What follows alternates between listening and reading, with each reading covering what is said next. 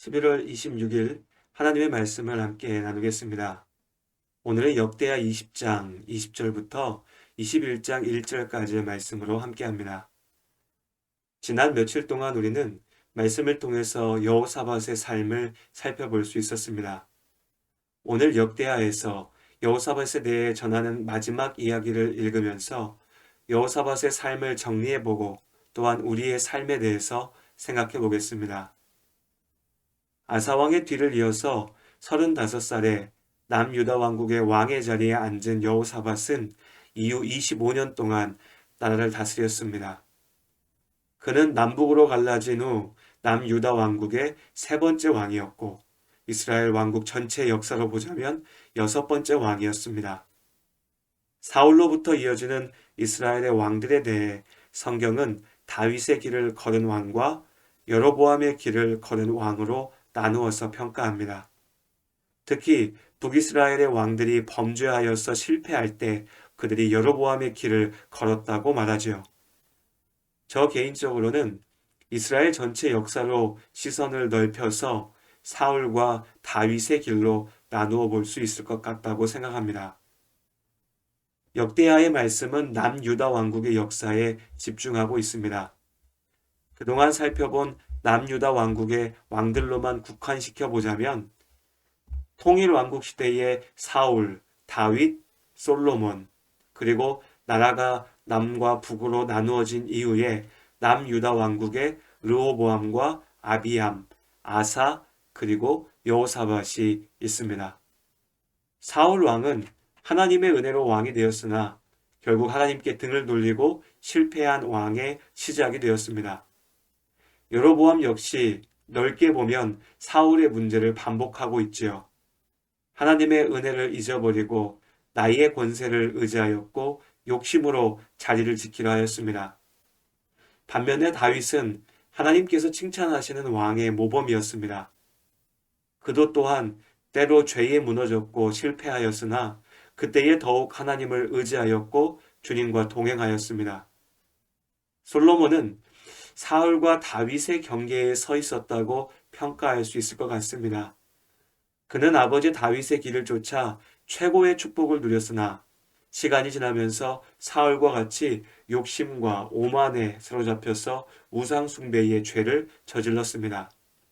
다만 사울과 같이 완전히 실패했다 할 수 없는 것은 전도서에서 고백하고 있는 것처럼 솔로몬의 인생의 마지막에 이르러서 오직 하나님을 경외하는 것이 인생의 본분이고 축복임을 다시 깨달았기 때문입니다. 이처럼 사울과 다윗, 그리고 그 중간에 있는 솔로몬의 모델을 기준으로 이후의 왕들을 평가해 볼 수 있을 것 같습니다.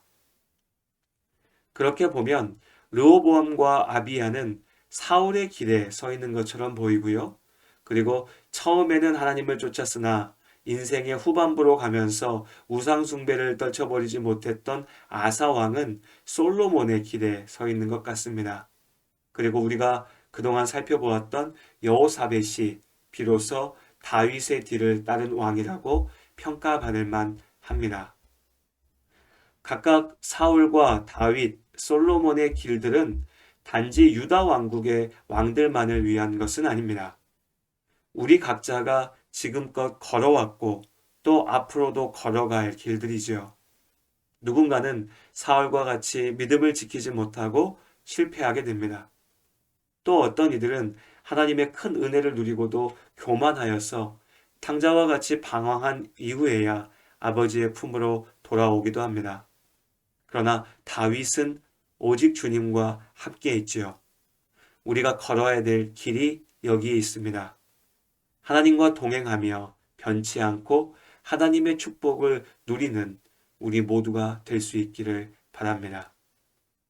여호사밧은 다윗의 길을 쫓아 하나님 보시기에 정직하게 행하였습니다.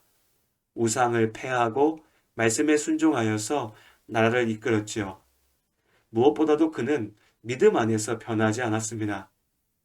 25년의 통치 동안 일관되게 하나님의 말씀에 순종하였습니다. 하나님께서 그를 지키시고 축복하셨지요. 물론 우리가 살펴보았듯이 여호사밧 역시도 실수와 잘못들을 저질렀습니다. 대표적인 것이 악한 북이스라엘의 왕들과 협력하여서 돌파구를 찾으려 했던 것입니다. 한편으로는 여호사밧의 시도가 이해가 되기도 합니다. 이스라엘은 남북으로 나누어진 이후에 결코 솔로몬 때의 옛 영광을 회복하지 못했습니다. 여호사밧이 통치하던 유다 왕국은 작은 나라였습니다. 어려운 상황을 그래도 같은 민족인 북이스라엘과의 연합으로 극복해 보려 한 것이지요. 이것을 위해서 아합 왕과 혼인 동맹을 맺었고 아람과의 전쟁에 함께 나섰습니다. 오늘 말씀에서는 아하시아 왕과 연합하여서 옛 솔로몬의 영광을 되살리기 위해 남쪽 에시온 게벨에서 조선 사업, 배를 만드는 사업을 추진하기도 했습니다. 에시온 게벨이라고 하는 이 이름이 아마 기억나시는 분들도 계실 겁니다. 솔로몬 때에 저 남쪽의 바닷가의 도시에서 배를 만들고 그리고 그 배를 가지고서 멀리 다시스까지 국제 무역을 이루었지요. 솔로몬의 성공의 비결이었습니다. 여호사밧도 그것을 따르기 원했던 겁니다. 그러나 이러한 시도들은 잠시 성공하는 듯 보였으나 결국은 실패로 끝났습니다. 오히려 하나님의 도우심이 없었다면 더욱 큰 위기에 빠질 수도 있었지요. 죄악과의 타협은 언제나 우리를 유혹합니다. 한 번만 눈 감으면 성공을 움켜쥘 것 같습니다. 그러나 결국 스스로를 무너뜨리는 실패의 시작이 된다는 것을 잊어서는 안 됩니다. 우리가 의지할 이는 이웃의 악한 왕, 세상의 부와 권세가 아니라 오직 우리를 사랑하시는 아버지 하나님 한 분뿐임을 잊지 마시길 바랍니다. 여호사밧이 일평생 다윗의 길을 쫓아 하나님과 함께할 때 하나님이 그의 약함과 부족함에도 불구하고 그를 지키셨고 축복하셨습니다. 주님과 함께하는 오늘도 하나님께서 우리를 지키십니다. 오늘도 변함없이 은혜와 감사로 살아내는 복된 하루가 되시기를 주님의 이름으로 축복합니다. 복이 있는 자는 악인의 길 쫓지 않으며 교만한 자의 자리에도 앉지 않고 오직 여호와의 율법을 즐거워하여 그 율법을 주야로 묵상하는 자로다.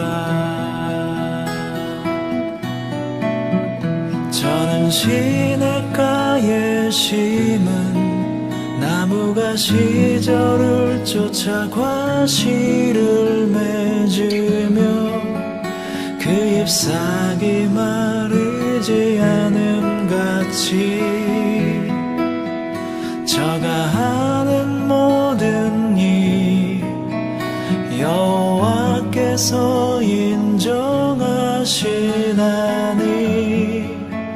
그 행사가 형통하리.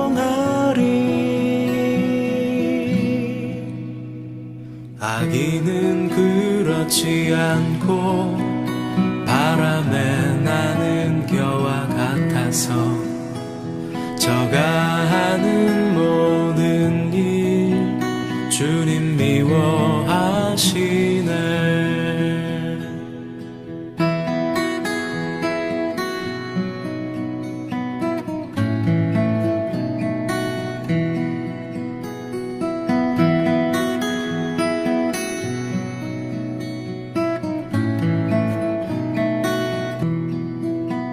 저는 시냇가에 심은 나무가 시절을 쫓아 과실을 맺으며 그 잎사귀 마르지 않음 같이 저가 하는 모든 일 여호와께서 인정하시나니 그 행사가 형통하리.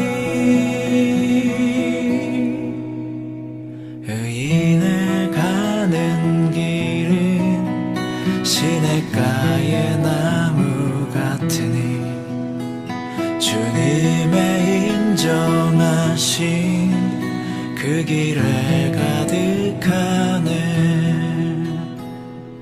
복 있는 자는 악인의 길 쫓지 않으며 그 율법을 주야로 묵상하는 자로다.